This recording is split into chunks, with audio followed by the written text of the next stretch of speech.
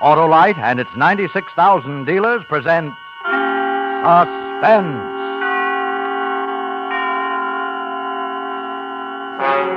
Tonight, Autolite brings you Mr. John Lund in The Man in the Room, a suspense play produced and edited by William Spear. Harlow, what's the best bait to use for bass? I don't know, Hap. Better ask an ichthyologist. A nyctohologist? An ichthyologist, an expert on fish. When I need information, I believe in going to an expert. That go for spark plug information, too? Sure. And who knows more about the best spark plugs for your car than Autolite ignition engineers, the men who design and build complete ignition systems, used as original equipment on many makes of America's finest cars. You mean they know how to build into spark plugs the best in quick starting, smooth performance, and gas mileage, eh, Harlow? Of course, Hap. That's what's made Autolite the world's largest independent manufacturer of automotive electrical equipment. And it was Autolite engineering know-how that made possible the development of the Autolite resistor spark plug, one of the greatest advances in spark plug design for automotive use in the past 20 years. So, friends, see your friendly Autolite spark plug dealer tomorrow. Have him replace worn-out spark plugs with world-famous ignition-engineered Autolite spark plugs. Whether you choose the resistor type or the regular type, you'll be right, because you're always right with Autolite. And now, with The Man in the Room and the performance of John Lund, Autolite hopes once again to keep you in suspense. When I was 10, I first read Edgar Allan Poe's story of the miraculous room. The room whose terrible walls closed slowly in upon their prisoner. Made a deep impression upon me. My most persistent nightmare was that I was the poor devil in the story. I didn't know then that he had been impressed by it too, and that someday I would actually be the man in the room.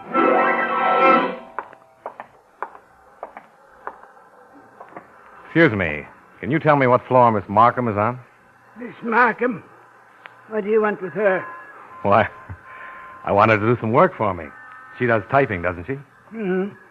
Third floor. Step in. Thank you.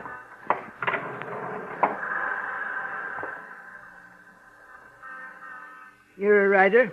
Yes. What do you write? Stories, mostly. Mm-hmm. Sell 'em? Occasionally. Mm-hmm.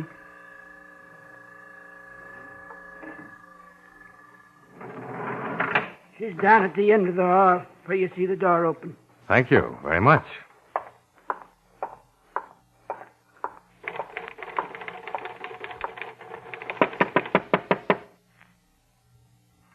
Oh, come in, please. Thank you. Miss Markham? That's right. What can I do for you? I saw your ad in the paper. I thought perhaps you could do some work for me. Oh, yes, of course. What is it? Typing? Mimeography? Typing. Manuscript. You're a writer? Yes. Oh. Would you shut the door, please? Oh, yes, of course. Thank you. You'll find that I do absolutely perfect work, and at the most reasonable rates. I've had many years of experience, although not in this city. I've just recently moved here. Will you have much for me to do? Well, that depends. Frankly, Miss Markham, the price is a factor with me. You see, I'm a freelance writer, and at best, that's a precarious occupation. I see. Well, is 30 cents a page too much? Why? 25? I was about to say that 30 seemed extremely reasonable. Well, I've already said 25, so we'll leave it at that. You're very kind. Not at all. Excuse me, please. Was that the elevator man running down the hall? Well, no, I didn't see anyone. It's been a lovely day, hasn't it? Yes. Yes, it has. I think the weather is so perfect here. I know I'm going to love this city. It's so difficult coming to a new place and trying to establish oneself, especially so late in life. But I think things are going to work out fine. I hope so. Would you like to leave your manuscript now? Yes, here it is. Oh, thank you. Yes, 40 pages. I'll have that ready for you day after tomorrow. Oh, that'll be fine. I'll come back and pick it up then. I left the office and rang for the elevator. The old man who ran it didn't speak to me on the way down, but I stood in the back of the car and looked him over carefully. He He was a funny little old duck. Almost dwarf-sized, with shoulders so rounded he was nearly humpbacked. I was sure he was the one who had been listening at the door upstairs. But, after all, it was none of my affair. 2 days later, I returned to the old office building to pick up my manuscript. You come to pick up your typing? Yes. Here it is. She left it for you. Oh. Well, I've got to go up anyway. I have some more work for Miss Markham. I'll take it. She don't want to be disturbed. Well, Just give it here. All right.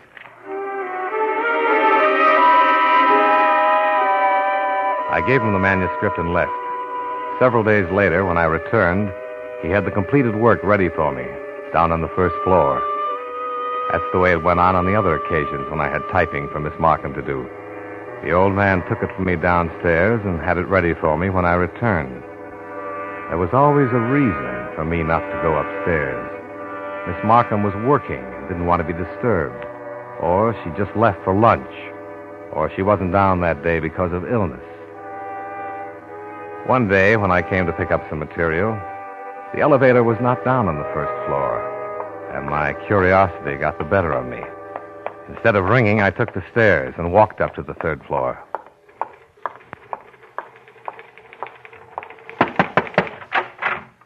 Oh, it's you. Where's Miss Markham? She ain't here. You can see she ain't. Yes. Are you typing? Sure. I help her out sometimes. She's sick today. Oh, I see. I just finished your story. That's fine.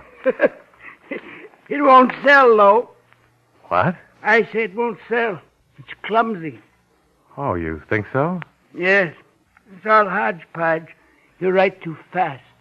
Well, I'm sorry you don't like it, but if you'll just put it together, I'll send it off anyway. All right. But it won't sell. That night at home, I'd been working for hours on a plot for a mystery story and was having absolutely no luck. I simply couldn't concentrate. Then I had a thought. How would it be to use Miss Markham and the elevator man as a basis for a story? Just take the situation as it stood now and fabricate the rest of the plot from there. Let's see. The old man could have murdered her and hidden the body. Possibly he'd done it immediately after I'd seen her last, and she'd been dead all this time. I even made up a fine name for the elevator man. I called him Dracklin. But for the life of me, I couldn't build a story. Why had he killed her? What had he done with the body? The plot wouldn't move. And yet somehow I couldn't discard it and try another. I knew that I was stuck with it until I worked it out. Well, how about the reality? What had happened to Miss Markham? Why hadn't I seen her for over 2 weeks?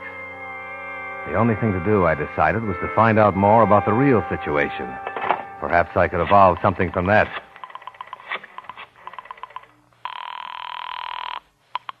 Hello?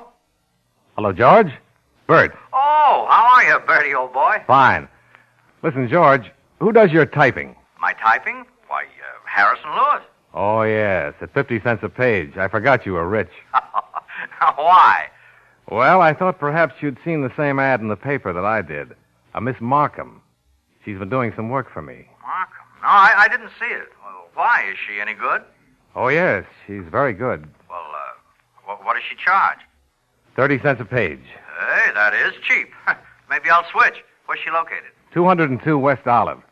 Why don't you go up and see her anyway? Let me know what she says. All right, I'll go in the morning. Fine. Goodbye, George. The next morning, I called information and got Miss Markham's office number. It was not yet listed in the directory. I called the number, somehow knowing there would be no answer. Hello? Oh, hello. Miss Markham? Yes? Well, this is Mr. Freeland. I heard you were ill yesterday. Just thought I'd call and see how you were. Oh, that's very nice of you. Thank you very much. I'm feeling much better today. Oh, I'm glad. I expect to have some more work for you at the end of the week. All right. Just bring it in. I will. And, oh, yes, Miss Markham, I haven't received a bill from you yet. Would you send one soon? Yes, I will. Thank you. Goodbye, Miss Markham. Goodbye.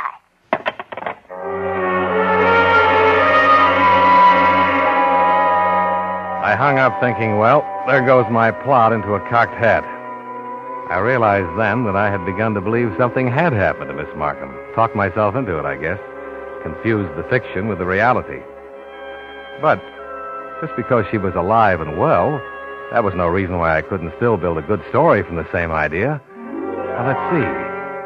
Gracklin had killed Miss Markham and hidden the body. But when I called up, she answered. No, I couldn't use that. But wait a minute.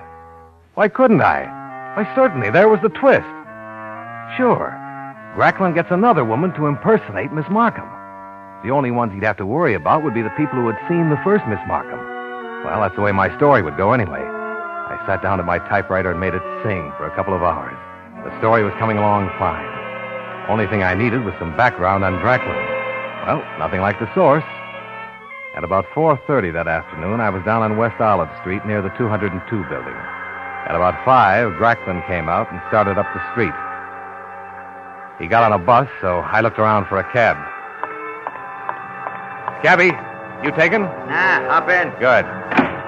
Listen, follow that bus, but not too close. I'll tell you when to stop. Okay. He stayed on that bus all the way to the end of the line. I got out of the cab about a block before the final bus stop and saw the old man get off. It was almost prairie here. Large vacant lots and only a few scattered houses. He entered one of them. After about 20 minutes, when it was getting dark, I walked slowly up to the place. There was a light around and back. I went quietly along the side of the house to the window. I looked in. There sat Gracklin, bent over a table, writing with a quill pen. But it was the room that surprised me.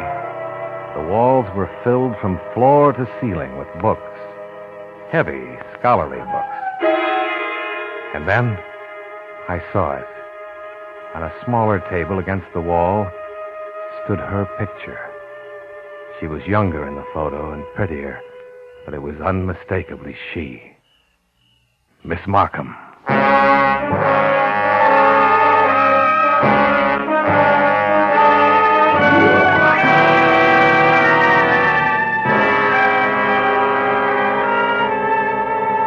Autolite is bringing you Mr. John Lund in The Man in the Room. Tonight's production in radio's outstanding theater of thrills, Suspense.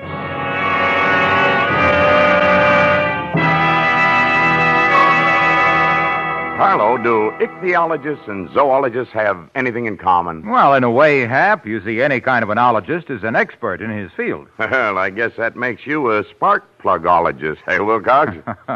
Well, not exactly. I'm more of a gabologist.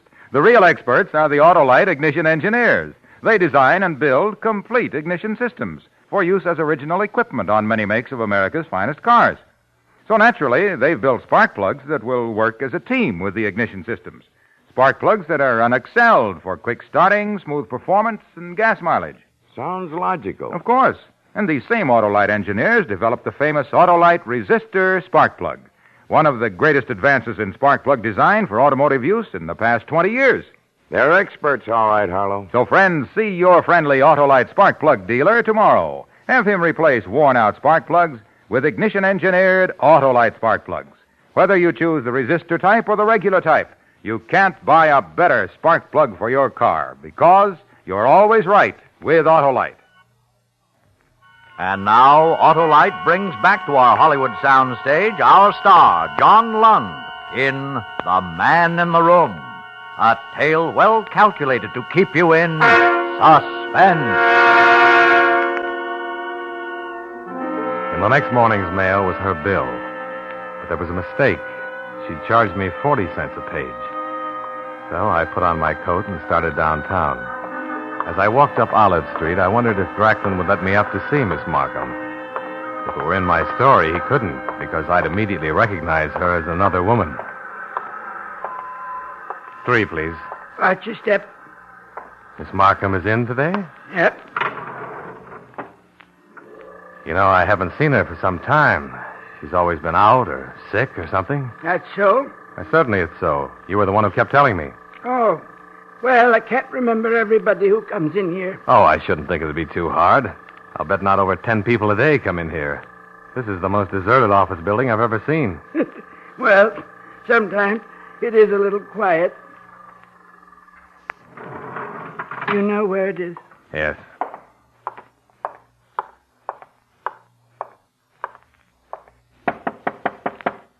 Come in. Miss Markham. You are Miss Markham. Yes, of course. Why? Oh, no reason. I'm a little confused. Been writing too much lately, I guess. Oh, Well, the reason I came down is because of your bill. there's a mistake. But don't you remember you said you were going to charge me 25 cents a page? But your bill says 40. Oh, yes, I do remember now. That's right, 25. The error is mine. I'll change it. I'm terribly sorry. Oh, that's all right. I wasn't worried about it. If you'd like to refigure it, I can leave you a check right now. Do you possibly have the cash? Well, let's see. Yes? Yes, I think I do. Would you prefer that? If you don't mind.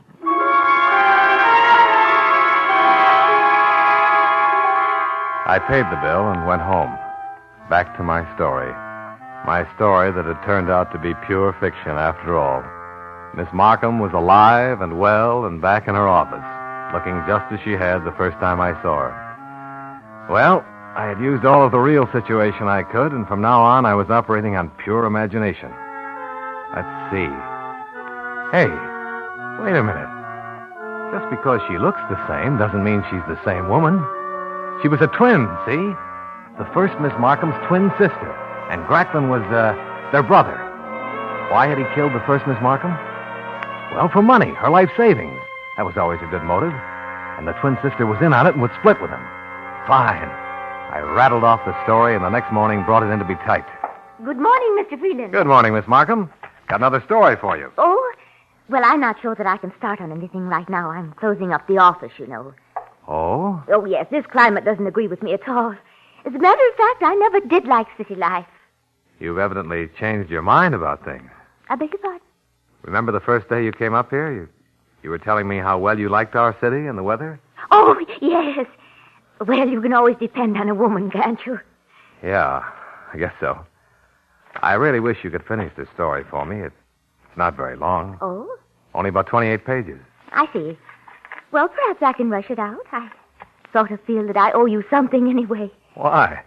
For being so nice about that mistake I made on your bill. Oh, that was nothing. Well, leave the manuscript here, and I'll try to have it done by tomorrow afternoon. Tomorrow's my last day. Come in about 2 o'clock. Right. And thanks a lot, Miss Markham. The next day was Saturday. And if the building had seemed deserted on other days, it had really been a beehive compared to 2 o'clock on Saturday afternoon. Now it was a morgue. When I entered Miss Markham's office, she was standing there holding a sheaf of papers. Mr. Freeland, where did you ever get the idea for that story? Oh, well, I hope it didn't disturb you, but I was desperate for a plot, and I guess I just let my imagination run wild. I see. Well, I'll just put it in an envelope. Thank you. And I'll pay you now because I probably won't see you again. That's right. You probably won't. Well, I guess I'll just say goodbye. Goodbye, Miss Markham, and good luck. Thank you. And the same to you. Gracklin was waiting for me there on the 3rd floor. He had probably just stayed there while I was in the office. I got in the elevator, and he closed the door. Get your story, Mr. Freeland? Huh? Oh, yes. Yes, I did. Not a bad story. Miss Markham let me read it.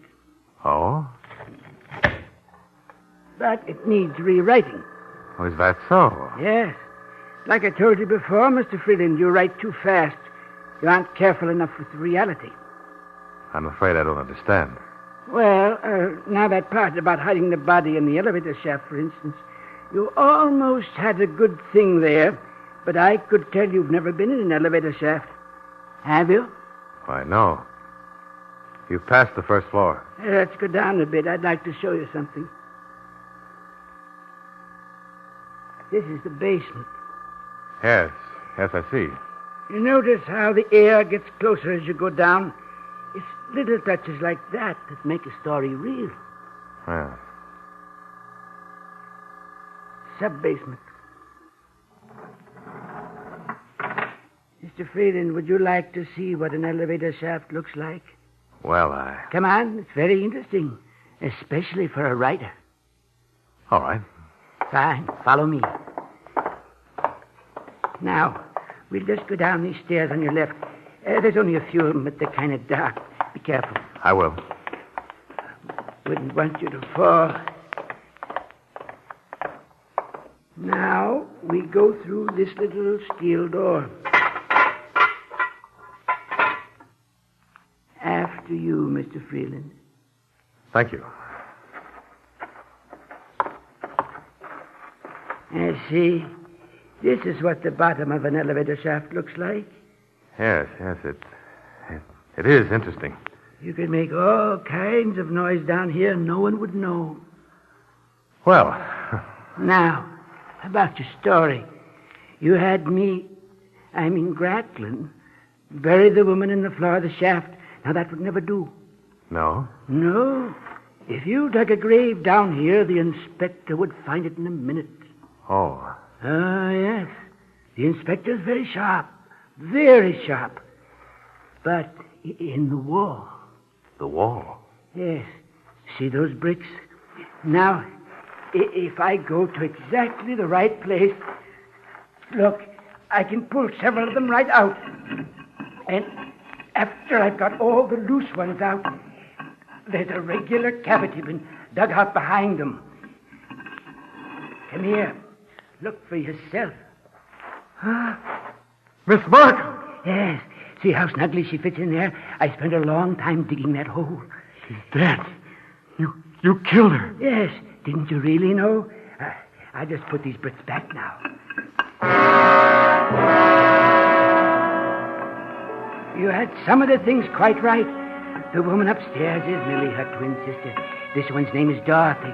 I married Dorothy, but I should have married Millie. You see, Mr. Freeland, I am a writer, too. More than a writer, a poet. But I didn't sell anything, and Dorothy lost faith in me. She typed stories for hacks like yourself, while I had to turn to running an elevator. She caused me to lose faith in myself. Finally, Dorothy left me and came here. I followed her and got a job in the same building. At last, I did what I'd wanted to do for years. I killed her. When I told Millie, she said I'd done quite right, and she came here to help me. You're insane. No, Mr. Freeland. I am a poet. I'm getting out of here. No, I don't think you are, Mr. Freeland.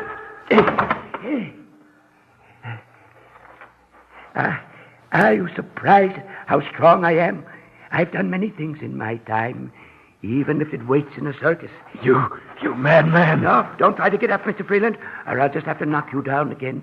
You see, I've got something quite interesting in store for you. You remember Edgar Allan Poe's wonderful story about the man in the room that got smaller and smaller until it would crush the life out of him? What are you talking about? Well, Mr. Freeland, I have such a room. You're in it now. The walls won't move, but the ceiling will. Look above you. Most elevators won't go all the way to the bottom of the shaft, but this one will. I fixed it. Get out of my way, you lunatic! I warned you, Mr. Freeland! He hit me a crushing blow, and I dropped to the ground, stunned. And you were wrong on my name. It's Al Jones. Then he jumped out of the door and slammed it shut. I staggered to it, but there was no knob or latch of any kind on the inside. It was smooth and flush with the wall. I heard his footsteps running up the stairs. Then I heard them above me, in the elevator. Then came a sound that drove me to panic. Racklin, stop! You'll never get away with 2 murders. You'll go to the electric chair. Racklin! Listen. I won't tell anybody about Miss Markham. I'll tear up the story. Racklin! I sank to my knees. Till it came on. Then I fell flat on my face. And still it came, closer and closer. Only inches away now. Desperately, I flung out my arms to flatten myself closer to the ground. And my hand touched the bricks of the wall. Found one of the loose ones. Without knowing what I was doing, I clawed at the loose brick and pulled it out a little. Then, miraculously, the elevator hung suspended. side of it caught on the brick. I knew it wouldn't be stopped for long. Already the side of the elevator was grinding into the brick, and in a moment it would break it and come pressing down upon me like an ant. But then I heard a new sound. The elevator stopped crushing into the brick now and hung motionless. He'd evidently shut off the power. He was trying to make up his mind what to do. Suddenly, the elevator lifted. I saw it going up and up, away from me. And then, I don't remember. I must have fainted. The next thing I knew, 2 policemen were holding me up, asking me questions. I told them something of what had happened, and then I asked them about the elevator man. Oh, him? Well, we sent him off in the wagon. It was a funny thing. You see, there was this guy from some publisher, I think he was, came here to tell this elevator guy they'd won some big poetry contest. Well, this fellow from the publisher waited around upstairs and finally started pressing the buzzer. When the elevator came up, the old man jumped out, knocked the publisher guy down, and then went running out into the street. That's when we got him. After we sent him off, we came back to investigate. And we found you. Really? Really?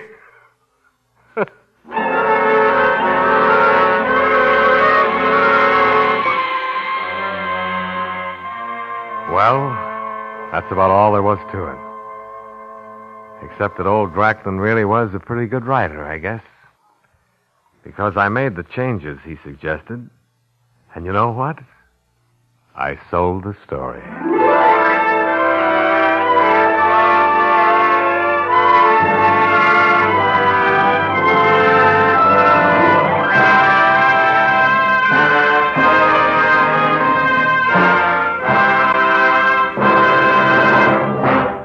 Suspense. Presented by Autolite. Tonight's star, Mr. John Lund. Hello. Got another poem for you. Okay. Harlow Wilcox, the car owner's delight, awoke one night from a deep dream of... Autolite. But let's be more specific, Hap. I dreamed that every car in America was equipped with world-famous ignition-engineered Autolite spark plugs. And you know, spark plugs are only one of more than 400 products made by Autolite for cars, trucks, planes, and boats in 28 plants coast to coast. These include complete electrical systems used as original equipment on many makes of America's finest cars. Spark plugs, batteries, generators, coils, distributors, electric windshield wipers, starting motors, bullseye sealed beam headlights. All engineered to fit together perfectly, work together perfectly, because they're a perfect team. So, friends, don't accept electrical parts supposed to be as good. Ask for and insist on Autolite original factory parts at your neighborhood service station, car dealer, garage, or repair shop. Remember, you're always right with Autolite.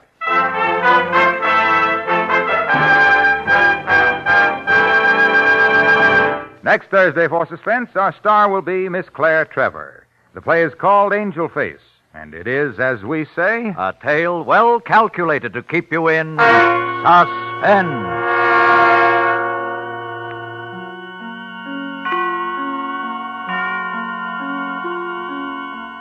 Tonight's suspense play was produced and edited by William Spear and directed by Norman MacDonald.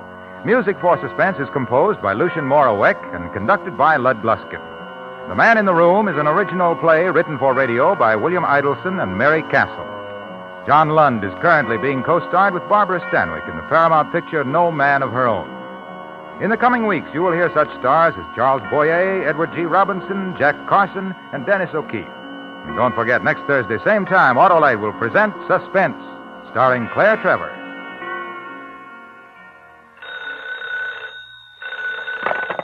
You can buy world-famous Autolite resistor or regular spark plugs, Autolite stay-full batteries, Autolite electrical parts at your neighborhood Autolite dealers. Switch to Autolite. Good night. In spite of better food supplies, millions are still starving in Europe and Japan. The need is particularly acute in Free Berlin. Send your contributions to CARE, C-A-R-E, New York. This is CBS, the Columbia Broadcasting System.